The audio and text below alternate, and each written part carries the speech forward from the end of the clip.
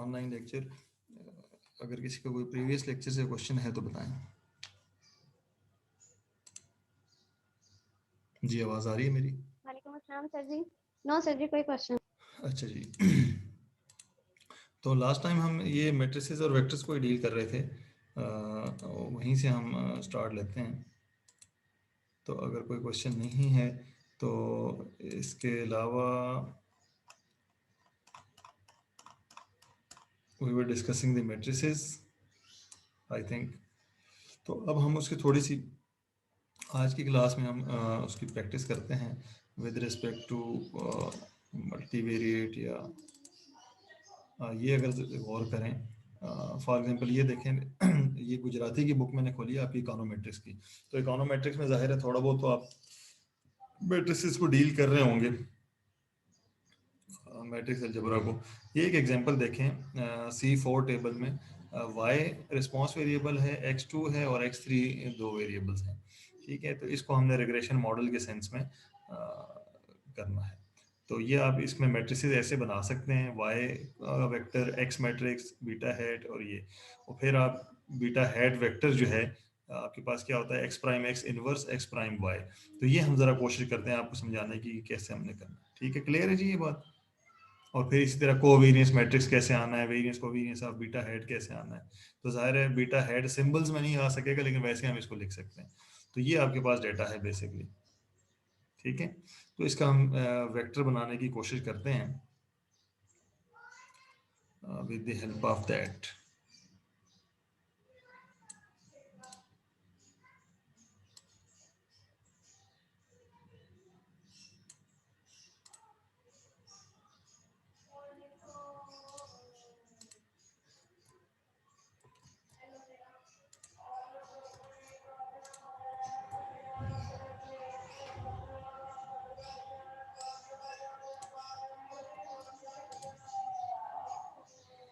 तो बेसिकली इसकी वैल्यूज जो हैं आपको वेक्टर क्रिएट करना पड़ेगा।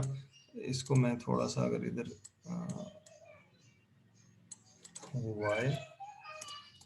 y is equal to c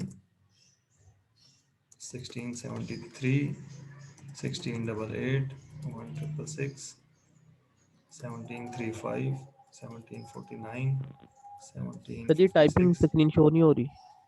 अच्छा जी, चलें अब शो हो रही है। हाँ जी। वैसे वेक्टर क्रिएट करते हुए आप शो किए बगैर भी कर ही सकते हैं। ठीक है, then 1948 2048 2128 2165 2257 2316 2324। ये आपने एक वेक्टर y क्रिएट कर लिया। अब आपने एक x2 क्रिएट करना है, फॉर एग्जांपल x2। ठीक है, अगेन c 1839 1844 1831 1881 1883 1910 1969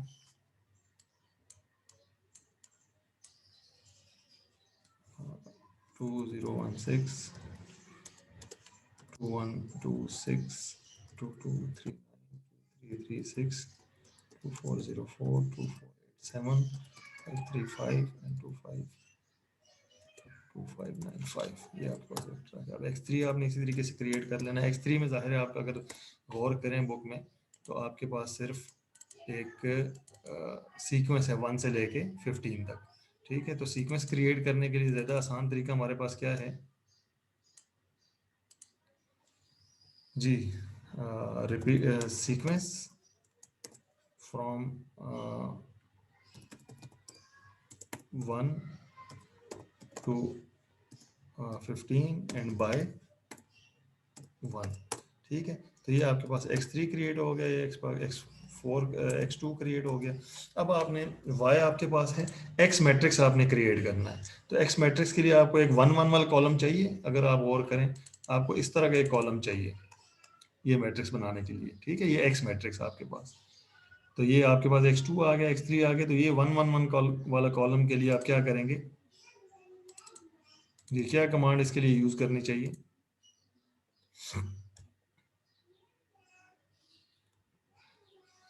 बोलें। सर रेपिटेशन की। x1, अब मैं इसको नाम दे देता हूँ रिपीट या REP 1 and 15 टाइम्स। 15 टाइम्स क्यों? क्योंकि मुझे पता है कि 15 वैल्यूज हैं। ठीक है, अब आप देख लें इनकी लेंथ सबकी सेम है। सो लेंथ ऑफ y 15 है, लेंथ ऑफ x2 15 है, सॉरी दैट इज 15, बाकी दोनों तो 15 है। अब आपने y आपके पास मौजूद है, x मैट्रिक्स आपने क्रिएट करना है। तो how you will create that x matrix? ये x मैट्रिक्स आप कैसे क्रिएट करेंगे? सी बाइंड की कमांड से। सी बाइंड मतलब column bind x1 x2 x3, ये आपके पास x मैट्रिक्स आ गया। क्लियर है जी ये बात? इसमें कोई कंफ्यूजन नहीं है मेरा ख्याल है। जी सर जी। ठीक है, अब आपने जो फार्मूलाज अप्लाई करने हैं आपके पास वेक्टर बीटा हेड के लिए ये फार्मूला है, beta head x prime x inverse x prime y। तो इसी को हम यूज करेंगे। तो सबसे पहले आपको क्या चाहिए? x प्राइम चाहिए। सो मैं इसको xt का नाम दे रहा हूँ। ठीक है, आप x1 या कोई भी नाम दे सकते हैं, मैं x को आसानी के लिए xt का नाम दे रहा हूँ x प्राइम के लिए, क्योंकि ऊपर सिंबल जाहिर r में नहीं दिए जा सकते। Transpose of x, then you need x transpose x will be equal to, अब जरा बताएं आगे। x transpose x will be equal to x into sorry xt into x। ठीक है, x ट्रांसपोज x भी आपके पास आ गया। So you have x transpose x as this is your x transpose x। अब आपको x ट्रांसपोज x इनवर्स चाहिए। सो x मैं INV इसका नाम रख देता हूँ। नाम आप अपनी मर्जी, आप कोई भी दूसरे मैट्रिसेस भी रख सकते हैं, लेकिन ये याद रखें कि नेमिंग हमेशा वो रखी करें जो आपको बाद में समझने में आसानी हो। आप चाहते तो x ट्रांसपोज का नाम G रख देते, x ट्रांसपोज x का नाम H रख देते, इनवर्स का नाम कुछ और आप रख सकते थे, लेकिन ये नाम मैं जानबूझ के इसलिए रख रहा हूँ, बाद में समझ आया मैं कि क्या कर रहे हैं। ठीक है, तो कमांड क्या है? इनवर्स लेने की, सॉल्व, और x ट्रांसपोज x हमारे पास पहले से मौजूद है। सो सॉल्व की कमांड आपके पास ये आपके पास आ गई INV, इट मीन इनवर्स। तो अगर आप गौर करें तो इनवर्स का यही टेबल आपके पास x ट्रांसपोज x इनवर्स का ये मौजूद है। यहाँ पे अगर आप देखें 37, और सेम यही चीज़ आपके पास तकरीबन इधर मौजूद है, सिवाय इसके कि ये साइंटिफिक नोटेशन में है। क्लियर होगी जी बात? सर ये गुजराती की बुक पेज नंबर बताइएगा। गुजराती के जो मेरे पास है that is page number I think 944 944 appendix C. अभी मुझे नहीं पता कि आप वाले वर्जन में अपेंडिक्स हैं या नहीं हैं या क्या है। ठीक है, पर यहाँ से तो आप देख ही रहे हैं ना। यस। ठीक है, देन अगर आगे आपको x ट्रांसपोज y चाहिए तो x transpose y will be equal to, बताएं जी क्या होगा ये इसके बराबर? सिंपली आप लिख सकते हैं transpose of x into y. अभी इस परसेंट साइन में क्यों दे रहा हूँ? मुझे मैट्रिक्स मल्टीप्लिकेशन चाहिए बेसिकली। ठीक है, तो इंटू वाई ये इस तरीके से भी आ सकता है। ठीक है, और सिंपली अगर एक्स टी में लिख दूं यहाँ पे, इस तरीके से भी आ सकता है, क्योंकि एक्स टी को मैंने सेव करवाया हुआ है as a transpose of x.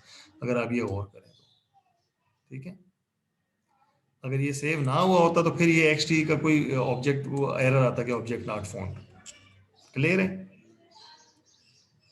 Ji sir जी। चलो, so you have x transpose y as this. So let's compare with that x transpose y.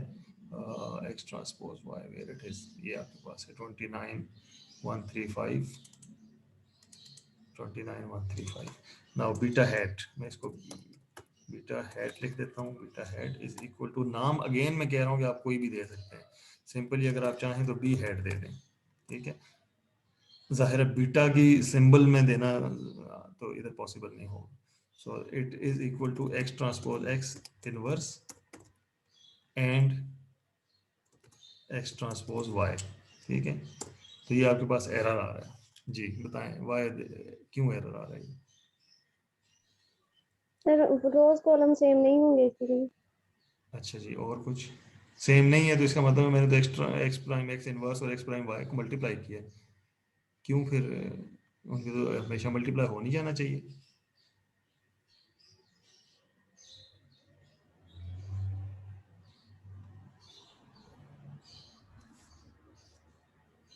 Sir इसमें सर ये जब डॉट पहले तो ये डॉट की वजह से तो नहीं आ रहा डॉट कहाँ पे है? वो तो नहीं, इधर x transport x dot inverse ठीक है। तो ये सेव करवाया हुआ है ना ऊपर, एरर कैसे आ सकता है? ये देखो यहाँ प्रिंट हुआ नहीं है। अगर एरर होता तो ये प्रिंट ना होता ना ये चीज।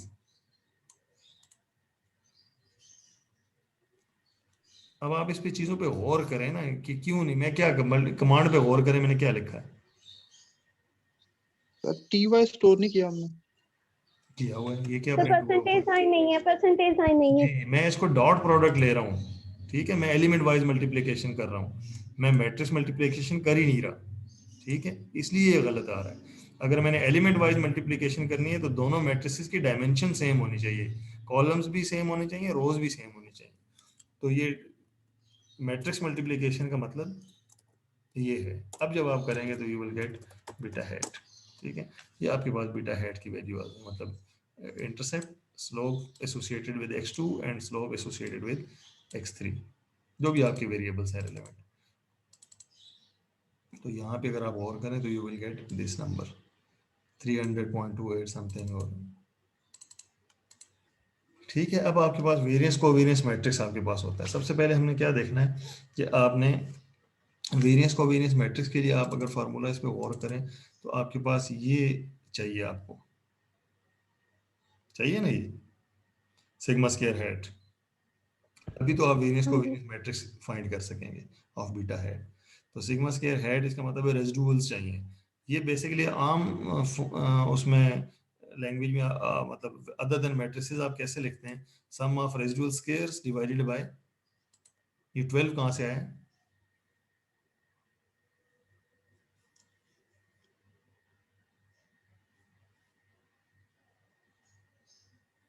जी, इकोनोमेट्रिक्स आप कहाँ तक पहुंचे हैं?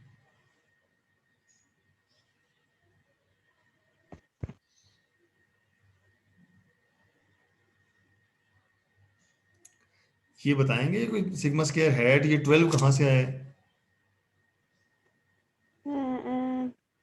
सर ये नंबर n-3 किया होगा ना। आप कौन से चैप्टर पे इकोनोमेट्रिक्स में? सर हम बस हेट्रोसिडास्टिसिटी अभी शुरू किया है हमने, वो पढ़े। अच्छा, मतलब मल्टीकुलिनिटी वगैरह पढ़ चुके हैं। हमने नहीं सर अभी स्टार्ट किया, सर ने नो पहले, सर हमने वो नहीं अभी पढ़ी। अच्छा, सही।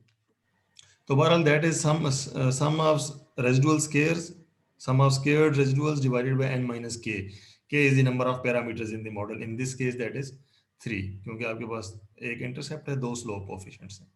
तो ये जो mu hat prime into mu hat है, basically this is sum of squared residuals, sum of mu hat square.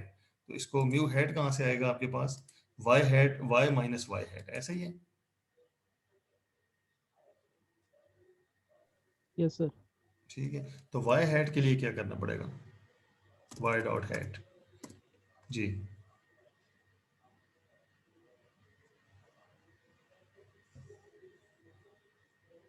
बोलेगा कोई?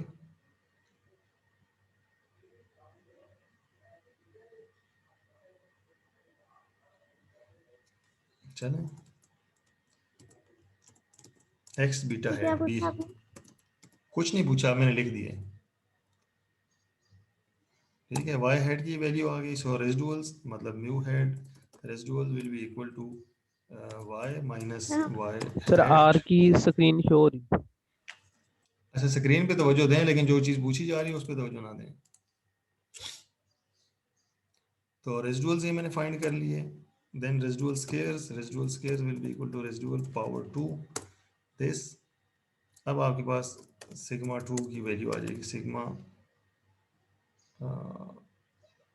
हेड 2, चले, तो that will be equal to sum of residual square divided by 12। So sigma head 2 is equal to this value 164.73। तो 164.73 this value आपके पास sigma square. अब आप इसका मतलब वेरिएंस को variance of beta, head find कर सकते हैं. So it means cov b head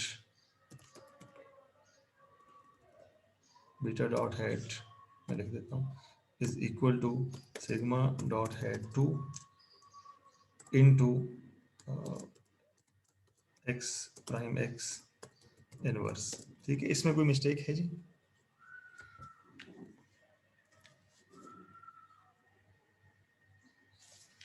देखें ये फार्मूला है ना कोवेरियंस ऑफ बीटा हेड का. ठीक है, तो इसको मैंने ये वाला बेसिकली फार्मूला है, इसको मैंने आर में ट्रांसफॉर्म करके ऐसे लिख दिया sigma dot head 2 into x prime x dot inverse. मतलब ये जो इनवर्स मैंने सेव करवाया हुआ एक्स प्राइम एक्स इनवर्स. जी डॉलर साइन लगा दी. डॉलर साइन कहाँ से हमने? सर वो इसमें नहीं लगाना. अच्छा जी, इसमें एक कह रहे लगाना है, कह रहे नहीं. क्यों नहीं लगाना और क्यों लगाना? सर यही मैट्रिक्स सिर्फ सिग्मा को एक वैल्यू को अंदर सबसे मल्टीप्लाई करना है ना, इसलिए नहीं लगाना है इधर. डॉट प्रोडक्ट करना है. नहीं, डॉट प्रोडक्ट दो सॉरी मैट्रिसेस के दरमियान सर, होता है ना. सर स्केलर को मल्टीप्लाई कर स्केलर रहे वैल्यू हैं, को मल्टीप्लाई करना है, जाहिर है. तो तो इधर नहीं सिंपल लगाएंगे. मल्टीप्लिकेशन आएगी इसमें, मैट्रिक्स मल्टीप्लिकेशन इन्वॉल्व नहीं है. ठीक है, so that will become like this. ये आपके पास वेरिएंस को वेरिएंस मैट्रिक्स आ गया. ठीक है, वेरिएंस ऑफ बीटा 1 हेड कहें या बीटा नॉट हेड कहें, variance of intercept, variance of first log coefficient estimate, variance of second. ये आपके पास वेरिएंसेस और कोवेरिएंसेस के मैट्रिसेस आ गए. अगर आप इसको यहाँ से कंपेयर करें तो you will get the results. तो बेसिकली इसी तरीके से फिर टोटल सम ऑफ स्केयर्स आप फाइंड कर सकते हैं. अगर ये गुजराती का वो शेयर हो रहा है, मतलब एक्सप्लेन सम ऑफ स्केयर्स और टोटल सम ऑफ स्केयर्स आप यहाँ से फाइंड कर सकते हैं. आर स्केयर यहाँ से फाइंड कर सकते हैं. अब ये आप, मुझे नहीं पता कि आप इकोनोमेट्रिक्स में हर चीज़ को मैट्रिसेस में कन्वर्ट करके चल रहे हैं या किस तरीके से चल रहे हैं. इसलिए मैं इस पर कह नहीं सकता. आमतौर पे मैं क्या करवाता हूँ कि मैं यहाँ तक, जहाँ तक मैट्रिसेस एसेंशियल हों वहाँ तक, उसके बाद ये जो एक्सप्लेन सम ऑफ स्केयर्स है या रेजिडुअल सम ऑफ स्केयर्स है, जाहिर है ये वेक्टर्स पे बात आ जाती है ना, तो आप इसको अदर देन वेक्टर्स भी लेके सम्स में या बगैर मैट्रिसेस के डील कर सकते हैं. ठीक है, तो that is actually explain sum of square divided by total sum of square, ये बेसिकली बात है. तो ये आर स्केयर की वैल्यू आप फाइंड कर सकते हैं. हाँ, अगर आप चाहें कि मैट्रिसेस में ही करना है देन फाइन, आप इस तरीके से इसको, ये आपके पास फार्मूलाज लिखे गए हैं. जहाँ हेड है, सॉरी ये ट्रांसपोज है, तो आपने ट्रांसपोज से मल्टीप्लाई करना है. वाई बार है तो बार पहले कैसे आएगा, मीन ऑफ वाई और फिर उसका स्केयर. ठीक है, अदरवाइज अगर आप सिंपल लिखना चाहें तो आप लिख सकते हैं sum of y minus y bar whole square. इस तरह explain sum of square sum of y hat minus y bar whole square. इस तरह residual sum of square sum of y minus y hat whole square. ये आप सारा कुछ काम इस यहाँ से कर सकते हैं. एडजस्टेड आर स्केयर भी आप उस तरीके से फाइंड कर सकते हैं. ये आपने रेग्रेशन लाइन फिट किया. अब ये 78 कहाँ से आया, कहीं पे पीछे नजर नहीं आया. 78 बेसिकली स्टैंडर्ड एरर है. तो इसका स्क्वायर रूट, पहली एंट्री का standard error of beta not head, this is, इसका स्क्वायर रूट जो है बीटा 1 हेड, इसका स्क्वायर रूट जो है वो बीटा 2 हेड. अब डिपेंड करता है कि आपको किस तरीके से रिप्रेजेंट कर रहे हैं, whether you are representing intercept with beta not और विद बीटा 1. ये दोनों टर्मिनोलॉजी चलती है. ठीक है,